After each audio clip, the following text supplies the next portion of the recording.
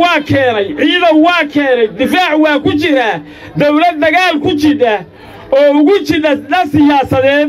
iyo dhan xabadeed baadali madaxu yahay ma ku taageeray ilaahay hortii ma ku taageeray ku soo dhawow madaxweyne degmada laga galo gobolka mudug waxa la iga qaban waayo qarqarsiga ku jooga bayna qoobsaclay iyo qoon kale oo kaliisa walaal waxaan maanuuhin talis 300 kun sano soo dhisnaa ilaa abuurka yagii baanu ahayna dadka cawaanka ah oo burbura maanuuhin dad la maran habaabin kara maaha codkoodi gacantay ku haystaan soo kaararkiina ma haysataan kaararkiina soo ma haysataan cidna marti uma tihidiin masiirkiina maanta gacantiina ku jira cidda aad u aragtaan inay munaasab ka tahay dooranaysaan golaha aad u aragtaan inuu munaasab ka yahay dooranaysaan waxaad ku ogaataan golaha hadda soo baxa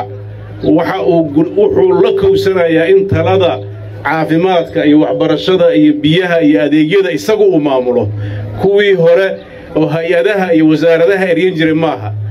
halkaas runtii maalintii la aasaasay 98 lagu haminayay oo Cabdullaahi Yuusuf ku haminayay laakiin waqtiga iyo duruufihii jiray iyo dagaaladii socday ay u suuroobi weyday maanta Ilaahay noo xaqiijiyo Ilaahay baan ku xamdinaynaa raxmada Ilaahayna si Ilaahay baan ku xamdinaynaa